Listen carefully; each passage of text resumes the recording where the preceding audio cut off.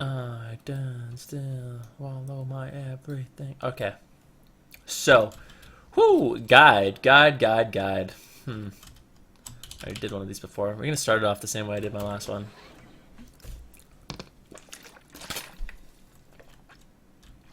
Let's go over.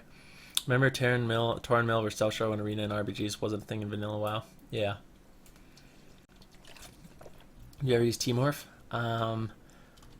Do I ever use Teamorph? Yes, I do. Good morning, Duke. Good morning, good morning, good morning. Okay, so you want to play Mage, huh? Well, let's get started.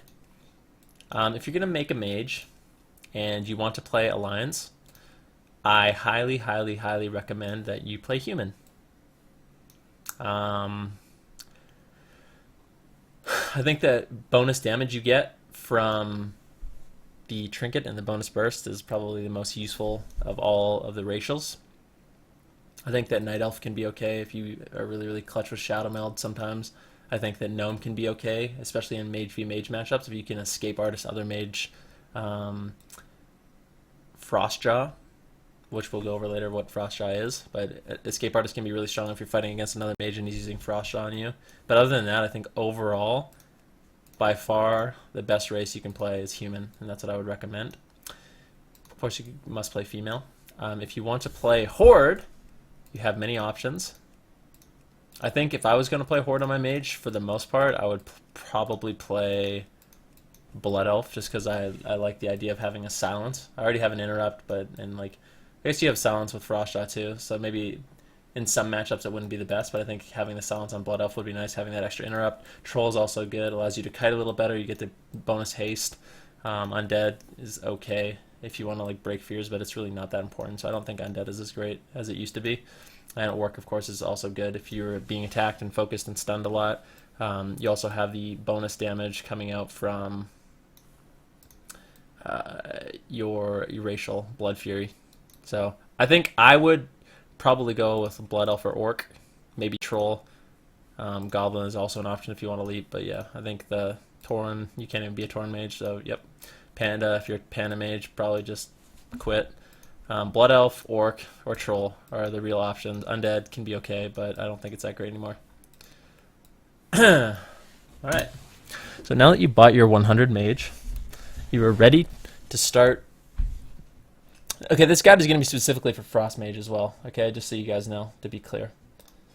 So yeah, Frost Specialization, we'll go over talents. I mean, I'm just going to assume, like, at the beginning of this guide, before you move on, if you've never played a Mage, just go read all your abilities, okay? Just pause the video, go read all your abilities. If you haven't read all your abilities, then, I mean, yeah, there's nothing I can do for you. Okay, so we'll go over talent selections. I think that's the first thing we're going to go over, yeah. Oh, actually, we'll go over gear and stat priority. So, gear and stat priority on Mage, in my opinion, obviously intellect is really important, but you don't really have much of a choice. In terms of like customizing your gear and enchants and stuff, I think going with haste is probably the best option. Overall, that's what most mages do. They go with haste and chance, as much haste as possible. Versatility, bracers. I'll just show you all the gear that I use. Haste versatility helmet, that's the off piece you use.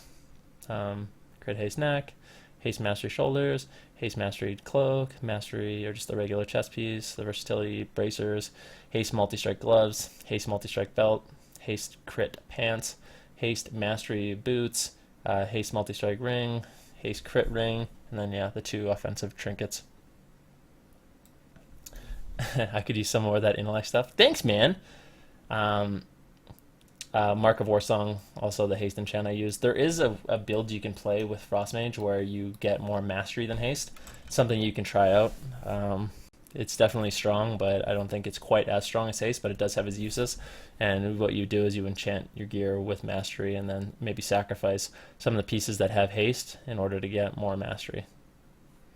You might use like a different off piece, and that way your icicles are a lot bigger. So when you're spamming out frostbolts and brain freezes and building up icicles, when you unleash them, they do more damage because of our mastery. which is like you see my mastery right now, it's at 32%. So when you damage enemies with Frostbolt or Frostfire Bolt, 32% of that damage is stored as an icicle. You can actually get that up to like 100% if you play with like a shaman and you have the gear. So you can make it so you're literally storing full Frostbolts as icicles. So definitely an option for you if you want. So that's like the gear priority, I guess. Just haste, versatility, mastery, all very strong stats. Let's see. For talents, we'll go over talents. So in tier 1, 90% of the time you're going to be playing Blazing Speed. Ice Flows kind of blows. I don't think anyone ever gets it. Blazing Speed, probably the best talent choice. Makes it so you have more mobility, helps you survive, obviously, as well as get into position to get crowd control, so you can push it on a healer or kite away if you're dying. Has many uses. There is Evanesce. The problem with Evanesce, it's a very, very powerful ability. So what it does is, I'll spec it in 8 seconds. What it does is, it has a 45-second cooldown, lasts for 3 seconds, and it makes you immune to everything when you press it. It doesn't remove dots. So if you have a full row of dots, it won't remove them, but it won't make you take any damage from them. And the reason this ability is so strong is because it allows you to get CC. So if you want to get uninterruptible CC, you can, for example, have Deep Freeze up. You can blink in on a healer, use Evanesce, and then use Sheep or Ring of Frost on them.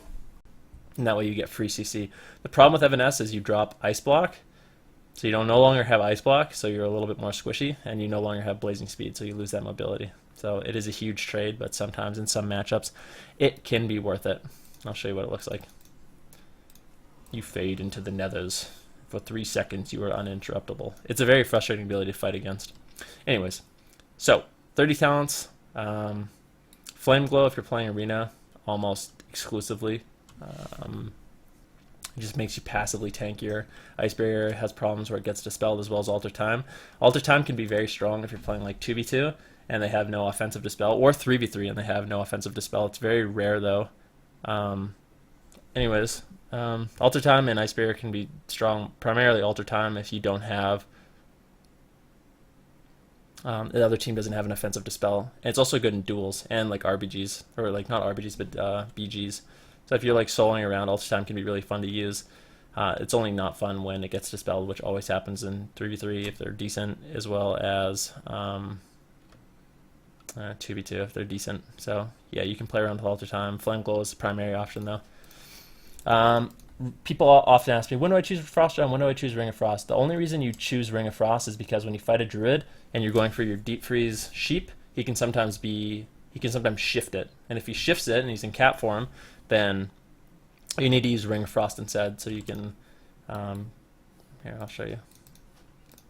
So like this thing is obviously immune to Polymorph, so pretend this is a Druid, I Deep Freeze him. Oh no, I can't Polymorph him, but I'm going to drop a Ring on him, and then I get my CC anyways. So use Ring of Frost against Druids, and use Frost Jaw against pretty much any other healer, unless you're fighting a healer that is a Gnome, and then Gnome can be really annoying for Frost Jaw because they can escape artist it every minute.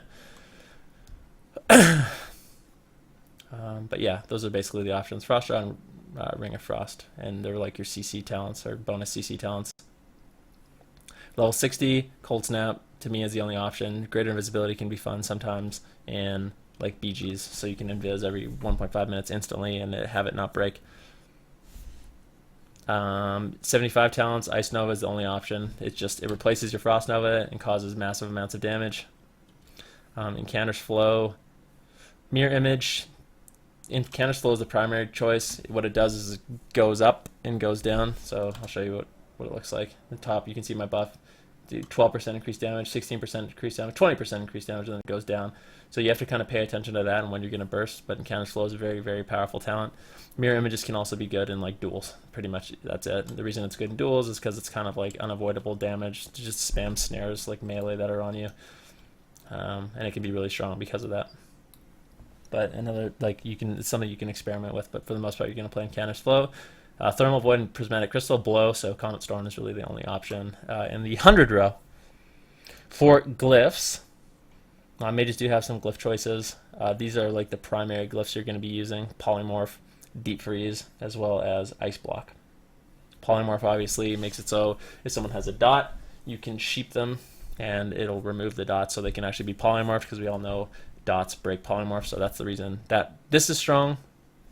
Deep freeze is nice because it puts your deep freeze off global cooldown, so you can do stuff like this. You can like blink in and deep freeze and instantly get out CC and not have to worry about your global cooldown. It's just very, very hard to deal with, very, very hard to react. So most of the time people use this deep freeze Glyphs, but it's not 100% necessary. It just makes your life a lot easier in many situations, so that's why most people play with it. Ice block glyph. There's two different ice block glyphs you can play with. One is regenerative ice, and it heals you throughout your ice block. I think a lot of games in like 2s, sometimes in 3s it's good if your healer's dealing with like massive spread pressure.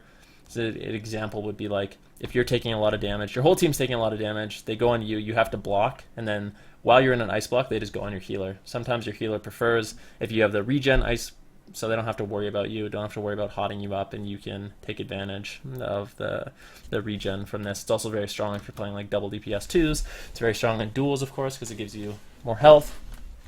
I think most of the time, though, people use the Glyph of Ice Block just because it makes you immune to all spells for 3 seconds and gives you a Nova after you get out of Ice Block. So it's really, really strong for getting crowd control. So say you Ice Block, a good way to like turn around the game is when you come out of your Ice Block, you can immediately deep and drop a ring, and they can't counterspell you, they can't fear you, they can't polymorph you. If a melee's on you, they get Nova'd a lot of the time. So it just makes it so you can kind of turn around. Like if you're on the defensive, you can all of a sudden be on the offensive with the use of that glyph, which is kind of nice. Some other glyph choices we can talk about. The increased range on blink can be okay sometimes. What else? Rapid displacement is a glyph sometimes I replace my ice block with. You are in combat, okay. And what rapid displacement does is it gives you 2 charges of blink, but you can no longer blink stuns and bonds, so you can no longer blink roots and stuns, which is kind of annoying, but at the same time, having that additional mobility when like a melee train is on you is really nice. So like if I fight like a turbo clee, like Warrior Enhance, they don't have many stuns for me, so being able to like blink away and kite, kite my best, and when they finally get to me again, I can blazing speed, keep kiting them and spamming sheeps on them, and then when they finally get to me again, I have another blink, and then like another blink charges up again. So it just makes you very, very nimble, and it makes it hard for like melee to stick on you. You can get screwed though. It's a double-edged sword if you get like caught in a stun. So if you fight like a rogue, you don't want to play rapid displacement because you just get like kidney shot and die. But you can get kidney shot and die. Like those talents, useful add-ons. I recommend for anyone, I recommend for anyone the add-on called S Arena. I'll show you what it looks like. So it's just a movable PvP frame that shows trinkets of everyone, so you know when the enemy healer has a trinket or the enemy DPS have a trinket. It also shows diminishing returns, and I think diminishing return add-ons are really important. So you can see when your polymorph or your frost shot or your frostnet or your pet nova or whatever CC your deep freeze is off diminishing returns. So if you like spam poly, say you're spam polying arena 1 and then they become immune, you can spam poly arena 2, and then you see like, oh crap, like the healer is no longer, like arena 1 is no longer on DR, like I need to go get a sheep on him, and it just like gives you some sort of directive, like guide and directive of who you should be crowd controlling and who is immune. It makes it a lot easier. So S Arena I think is really good. Another add-on I think is really strong, especially if we were talking about incanters. I'll kind of explain incanters a little bit more later, but this add-on you see at the bottom of my screen, it's called Tell Me When, and it shows my different procs. So it shows my incanters going up and down.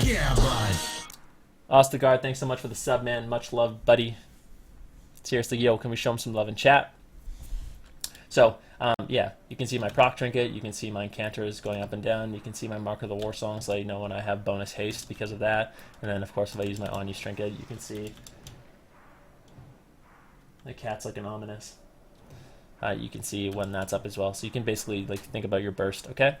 So, talking a little bit about incanters, now that we're on this subject a little bit, it's really, really important, I think, at least, that you're bursting with your incanters. So you can see, I call it the upswing. So when you're ready, when you want to go and you're ready to burst, wait for the upswing, And then when the upswing happens, you can start shooting at your procs like it's going 3, 4, and then when you're finally at 5, you can use your Comet Storm and Double Ice Novas, you know? Or when you're at 4, you can start using your Comet Storm and Double Ice Novas, and that way you get the most damage out possible. You might not think it's a big deal, but it actually is. 20% damage is huge. It's like having your on-use and your proc trinket up. So if you have an on-use proc trinket and then another on-use proc trinket from Encanters, like that's obviously a huge fucking deal, and that's how you get like the 110,000 plus Ice Nova crits. So definitely something to keep in mind. Useful add-ons. What else is a useful add-on? S Arena. Oh, Omnibar, I think it's called. Yeah, Omnibar. You can download. It's a very, very simple add-on. You can decide what you want to show, but you can go through. Let me show add-ons. Add-ons. You can go through. God dang it. Interface, add-ons, Omnibar. You can go through all the different classes here and decide what abilities you want to show. And it'll show like interrupts, for example. So if you're fighting against another mage, you know he doesn't have counterspell, so you can go and you can deep sheep freely, or the warrior doesn't have pummel, so you can spam sheep him, or you'll know if you faked anything. It's just an incredibly useful add-on. Just gives you more information of the game, and the more you know, the better plays you can make. Okay?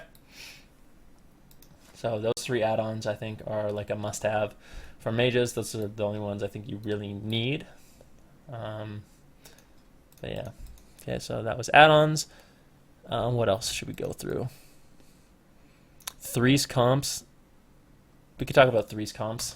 I just want to go over like all the basic information. Like people ask me like, oh, what comps are good for mages? So what comps are good for mages? There's Rogue, Mage, Druid. There is Paladin, Mage, Priest. Or Paladin, Mage, Priest. Yes, Shadow Priest. Paladin, Mage, Shadow Priest. Paladin, Mage, Boomkin,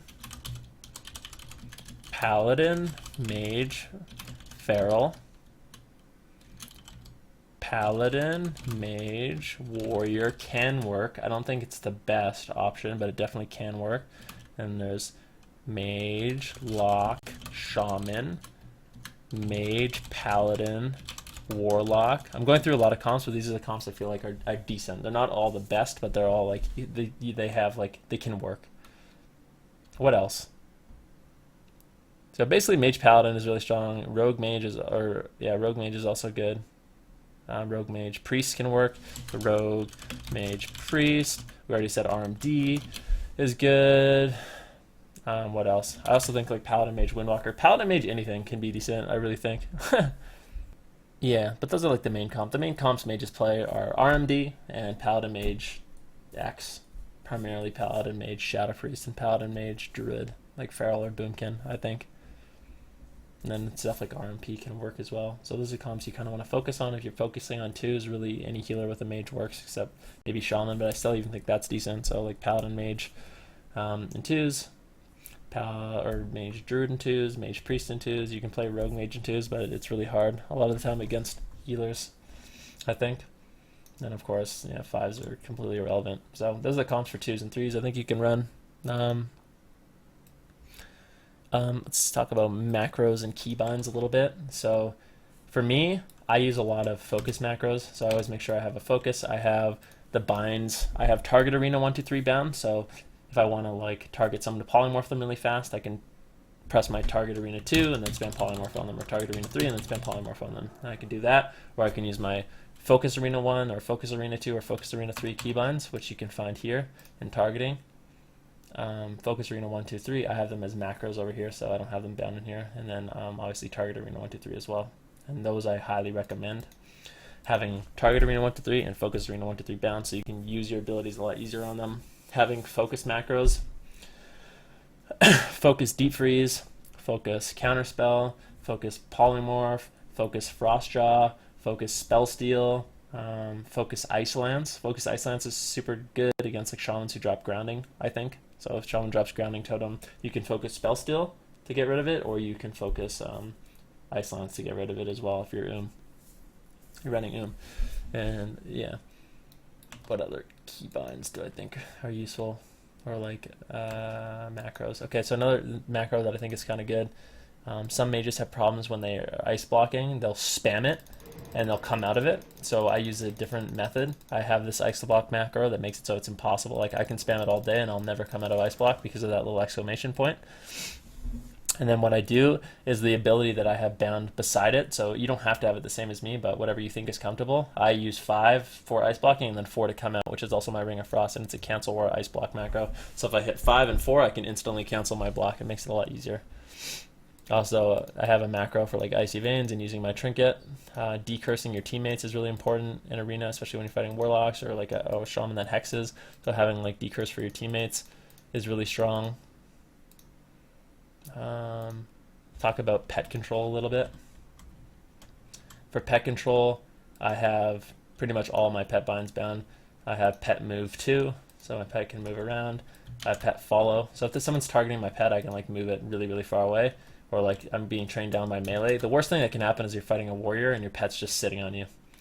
That sucks. So you're just sitting here and your warrior's getting sweeping strikes and whirlwinded down and getting tab rended and stuff. So it's better to just boom. Now it's gone. You're fine. You don't have to worry about your pet getting AoE'd. It's not going to die as much. So having pet move 2 is good. I like having pet follow. If it's like, fuck, I don't know where my pet is, you can use pet follow and it'll come right beside you. I guess you don't have to do that. You could also just use pet move 2 yourself, but I like having the pet follow. I have freeze bound, of course. I have water jet bound as well. And a lot of people don't use water jet in Arena, including myself, but I actually think it's not bad. If you're like attacking a target and you have the opportunity to spam Frostbolt on it, sometimes using Water Jet is actually more damage and it also gives you more than 1 Fingers proc. So like if you're able to spam Frostbolt and you channel a Water Jet and get 2 Frostbolts off, that's going to be 2 fingers instead of the 1 you might potentially get from just pet noving that single target. So yeah, that's important. I also have like a decurse bind for my pet. If a Warlock has 10 sec on it, you can keep your pet alive by decursing it, so I have that bound. What else do I have bound? Let's look at these binds. I think that's really it. I don't have that many binds on my mage. Oh, I also use. So one thing you can use, a method you can use, is using like instead of like using targeting and focus, and then like just focus and target. Like so, like instead of like using focus sheep and just polymorph, you can use like polymorph arena 1, polymorph arena 2, polymorph arena 3, and you can use those binds instead. You can bind them in succession, and you can use people. Some mages use that for polymorph. They use that for deep freeze. They use that for counterspell. I have that bound for counterspell. So I found an arena that because casting is so. It seems like casting and interrupting is such a huge theme in this expansion that being able to CS whoever you want at will is really important. So like with S Arena, when I have it in test mode, I guess it's not showing, but yeah, when you saw those big frames on the right hand side of my screen when I went over add-ons, it shows like the arena frames. I make them a little bit bigger, and then I have Counterspell Arena 1 and Counterspell Arena 2 and Counterspell Arena 3 bound. So if I see one of them casting and I need to interrupt it and it's not my target and it's not my focus, I can just interrupt it really, really fast. If you guys have questions for me, make sure you save them for the end of the video, because I will go over them. I'm almost done. I'm going over pretty much the basics, and then we'll do like a question and answer period, and I'll try to answer as many questions as possible for you guys. So that was keybinds and macros that I find useful. Went over races, threes comps, damage rotation. So a lot of people ask me like, what should you be doing in Arena? And I think a lot of the time it depends on what comp you're playing and what you're fighting against. But most of the time, mages are focused around building up damage. So you build up damage with frostbolts. You can get in like a good position, pull back, and just spam out frostbolts, and then you can see I have 5 icicles. You can also like build up procs. I'm getting really unlucky right now, but you can build up Fingers of Frost procs and Brain Freeze procs. There's Brain Freeze. So now I have all my procs. I have all my damage. Okay? So, like a theme of Mage, let's just pretend I keep my procs. Like I have my Brain Freeze, I have my Fingers of Frost, I have my 5 Icicles, I have Comet Storm, I have Double Ice Nova, I've just the most damage you could ever imagine. Like I'm gonna do a lot of damage. That's when you want to go in a lot of the time and like push for your crowd control. So if you're playing like, let's say you're playing Holy Pally God Comp, for example, mages are all about cross CC, your teammates helping you get crowd control. so it's unavoidable. It's not that hard to shut down a mage, I don't think, if their teammates aren't helping them. But if their teammates are helping it, it makes it impossible. And that's what it's all about, is setting up like impossible 3v1 situations. So let's say I'm playing Holy Pally God Comp and I'm fighting a rogue mage druid. Or I'm fighting, let's say Turbo Cleave. A lot of people hate Turbo Cleave. So I'm playing Shadow Priest Mage Paladin, and we're fighting against a Turbo Cleave. My goal is just going to be getting out damage at the beginning. Getting out damage, getting out damage, getting out damage. At the same time, my Priest is getting out damage. It doesn't really matter. I'm going to be kiting around a lot too. Then once I'm ready to go, and once we're ready to kill, we can do something like this. So I will get ready. We'll say, okay, are you ready? The Shaman will get feared by the Priest. The Warrior will get hodged. Let's just say you're hitting the Warrior. The Shaman will get feared by the Priest. The Warrior will get hodged, and you will... I like to shoot off some damage, so I like to shoot off one icicle, or one ice lance, so my fingers, or so my icicles start shooting out. And then I'll blink in, and I'll blazing speed around the pillar, and I'll deep freeze the Druid, and I'll put him into a Ring of Frost. So the Shaman CC'd by Fear, the Warrior CC'd by Hodge, and the Druid is CC'd by my Ring of Frost. And I'm just going to sit here and spam more damage onto the Warrior, and we're either going to get a trinket or we're going to be able to kill. So if the Druid trinkets, then we say, oh, run away, run away, run away, and we just pull back, kite back. We know we're not going to kill. There's no reason to sit there and CC the Druid. Just get out good damage. Now I can start polymorphing. Like, we didn't kill the Shaman, so I can start polymorphing, or didn't kill the Warrior, so I can start polymorphing. And then you want to keep building up your damage on the off target, and basically it's just a rinse and repeat. So you just build up damage again, build up damage again, and then, are you ready? 3, 2, 1. The Warrior gets hodged, the Shaman gets feared, and you blink in and you deep sheep. And you put out your damage. Oh my god, I'm doing so much damage right now. Boom, boom, boom, boom, boom. And then it's another trinket, and then you run away, and then you spam sheep the Warrior. I got disconnected. Let me relog. You run away, you start spam sheeping the Shaman and spam sheeping the Warrior. Sometimes it's annoying, like if you're hitting the Warrior, you maybe not want to spam sheep him just because it's going to DR your Priest disarm, so that's something to keep in mind. But do what you have to live, and just work with your burst windows. You know, use your Frost Bolts to build up procs and build up your Icicles, save your Ice Novas, save your Comet Storm, save your Frozen Orb, and just make sure you're going and you're getting that rinse repeat CEC that is really unavoidable. It's the same thing as like Rogue Mage when you play Rogue Mage Druid. So let's just pretend we're playing Rogue Mage Druid and now we're fighting a Turbo, okay? Everyone, all mages that ask me, like, what do we do against Turbo? You know, everyone just has problems against Turbo, okay? So, alright, you're playing Rogue Mage Druid, basic setup's going to be, okay, forget the opener. We'll forget the opener.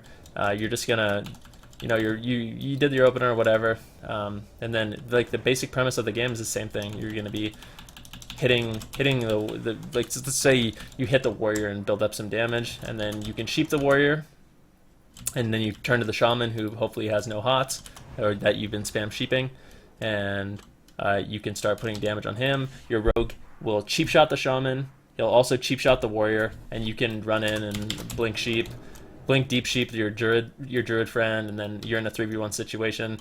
Out of the cheap shot on the Warrior, the Druid can cyclone him. So both DPS get cheap shot, and then the Shaman gets cheap shot again, and corroded, and the Warrior gets cheap shot into cyclone, into cyclone, into cyclone. You push in and you deep sheep the Druid, or deep ring the Druid, and then you sheep him again, and then you sheep him again, and then your Druid can push in and cyclone him, or you can get an offensive cyclone on the Shaman and keep him low. And then if you don't kill or you get a trinket, that's fine. You're happy. You got Shaman Rage, great. You got trinket, great. Pull back and just do the same thing over and over and over, and just slowly work through their cooldowns and make it impossible for yourself to be in a situation to die. At least that's the goal. You go in, get unavoidable CC, they trinket, you run away, and you don't overextend. You don't let them get more than they should, and that's basically like the premise of playing Mage. Cross CC, bursting, and then being a little bitch and running away and spam sheeping everything. So that's kind of what your job is and role is in threes. People like kind of want to know like how to peel. Well, you're going to use that S Arena add-on I told you about, and you're going to see who can be polymorphed and who cannot be polymorphed. And when you need to, you can spam polymorph the DPS. So that's the thing about Mage, is like if you're fighting like a cleave and they're training your healer, just sheep the cleave. Just sheep them and sheep them and sheep them and sheep them. And then when it's time to go and you want to CC the pally, you just frost shot the pally into a sheep, or deep the pally into a sheep, and then you sheep him again and sheep him again, and you put burst out on someone, and then, oh no, your Druid's in trouble, you didn't kill, well, start spam sheeping the DPS again. That's kind of how it works. If you're getting interrupted a lot, do a better job kiting. You can use Polymorph on the DPS. If they interrupt it, great. Spam Frostbolt, you're probably going to be okay. If it looks like you're taking too much damage, you can start using your kites. But basically, like tree weaving is really important as a mage. So like, obviously you don't want to get locked down on Frostbolt and die. But if you look like you're in a relatively safe situation, you can just spam Frostbolt. And if they don't interrupt you, you're building up your damage for your next go. And if they do, you can just start spamming Polymorph. Or like, if you're trying to CC a healer and he's running through you, you can cast a Frost Shot on him. And if you get kicked on that, then you cast a Polymorph. And then if you get kicked on that, oh, you can Frost Shot again. So it's just all about tree weaving. Making sure you work through their interrupts. People that are really good will do a good job shutting you down, but if you kite properly, like, you just have so many abilities you can press. And having the multiple schools is just so important.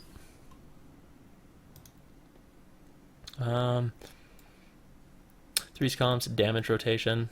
I talked about like the upswing of Incanter's Flow, and that's like how you burst it effectively as a mage, I think. Anyways. I don't really know what else to go over for Mage. I think we're going to do like a QA thing now, alright? If you guys have any questions for me about Mage, feel free to answer. I feel like I've kind of went over everything I wanted to go over. But if you guys have any specific questions for me, I'll try to answer them. I'll put it up on my screen right now. I'll take questions right now. Alright, for, let's say, yeah, let's do this. /timer, or /stopwatch. Stopwatch. For 10 minutes, I'll answer your guys' questions, or until there's no good questions left. Would you say the weakness of Undead would affect climbing ladder, or is it simply not yeah, it's not optimal. You can still get high rated as an Undead. If one of the best mages in the game played Undead, they'd be fine. They could still do really, really well with it. The ratios don't matter that much. They're just like little bonuses that help. When do you go when Incanters is going down, so it'll be back up as you burst? I like to do it like on the up, like on 1. Like, if you can. The thing about Encounters is sometimes it's better to go. It's like a more optimal time when you don't have, like, you can't worry about Encounters all the time, but it is way more optimal if you're like go during like the upswing, like I say. So like as it's going 1, 2, 3, 4, 5, and then when it hits 5, you can use your Ice Novas, and during like the 2, 3, 4, you use Comet Storm and your Brain Freeze and stuff like that.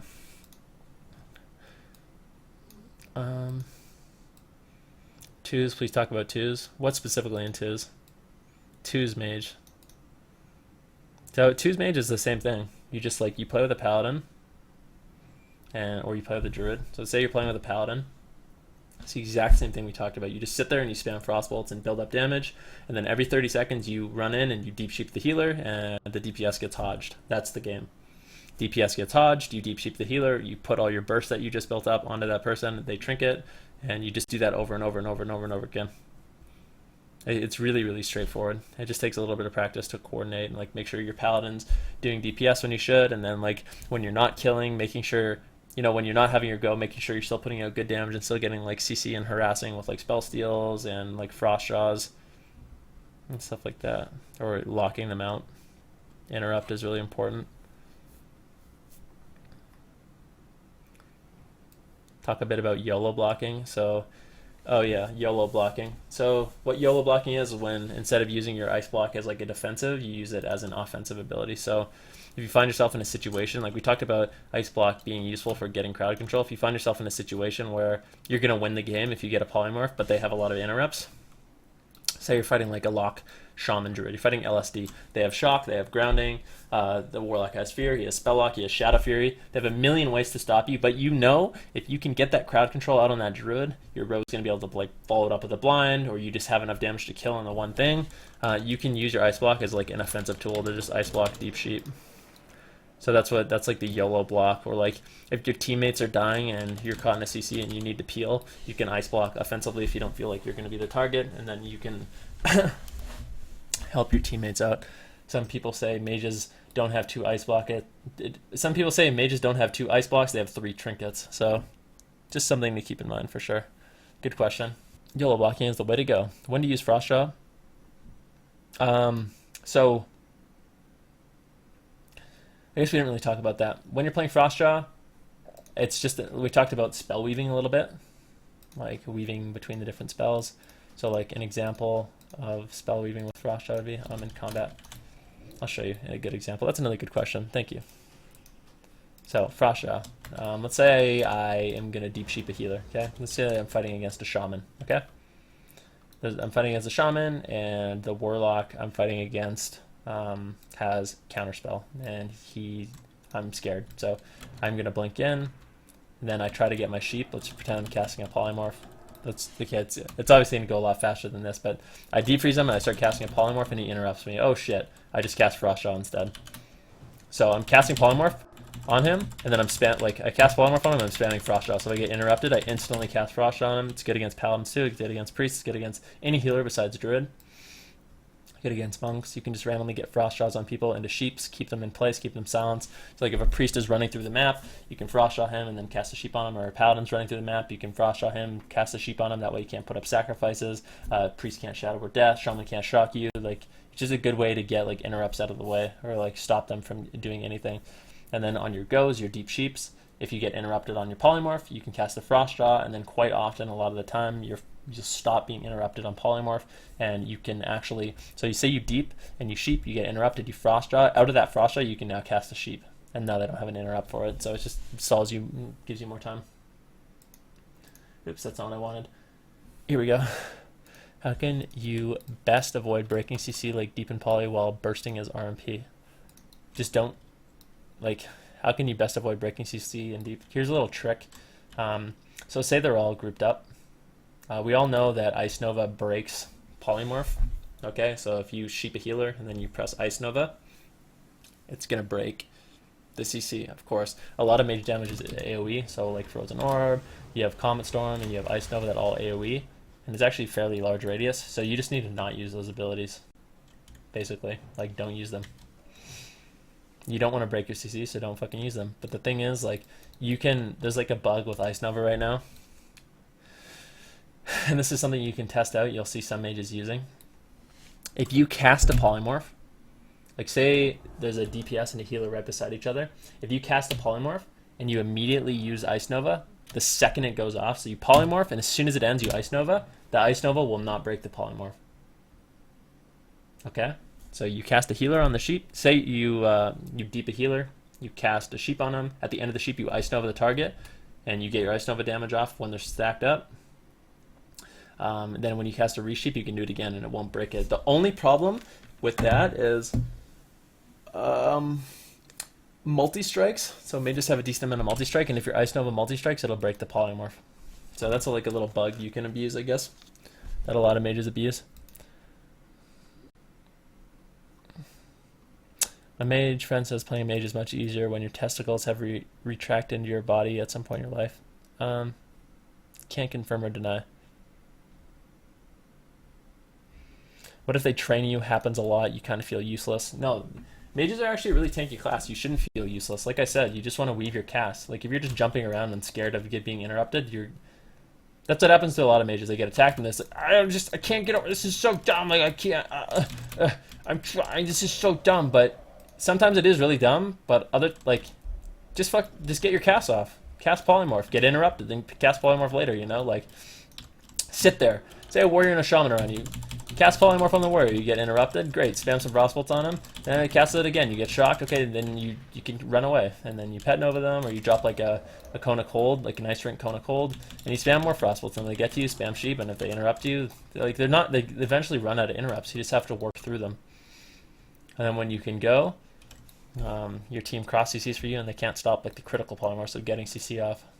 Mages are actually a really resilient class, and they have good kiting, so if you're getting too low, you can start using your kites, but you can actually tank a lot of damage too. You can also fake interrupts, like if the warrior's on you and you think he's gonna interrupt you, just fake it, and then all of a sudden you can't do anything. Like if you cast a polymorph and then you cancel it and you fake him, you can just sheep him 3 times in a row and you can't do anything.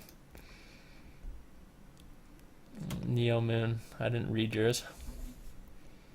Cook Major, that's a done like.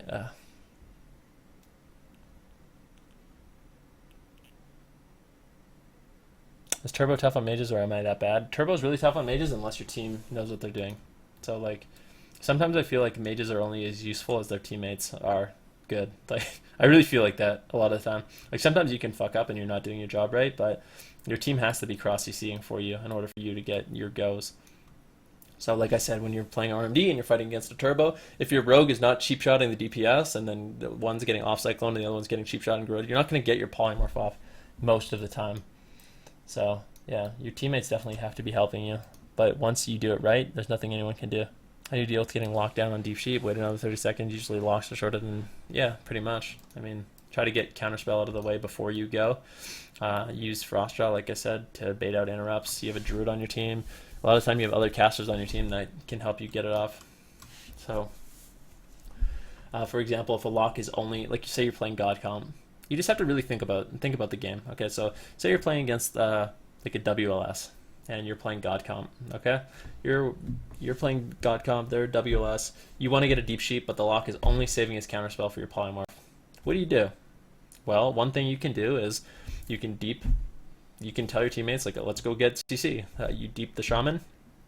You go in and you try to get your polymorph. Oh no, you got counterspelled. Well, your priest is there. He feathered in and he's right beside your deep freeze, and you didn't get the polymorph, so he fears. Now there's no counterspell, and out of the fear you can cast a polymorph and no one can stop you. So just things like that. It depends on the comp, like I said. It's different for every comp, but that's just like an example. Is a pet glyph bad? It can be good if your pet's dying over and over.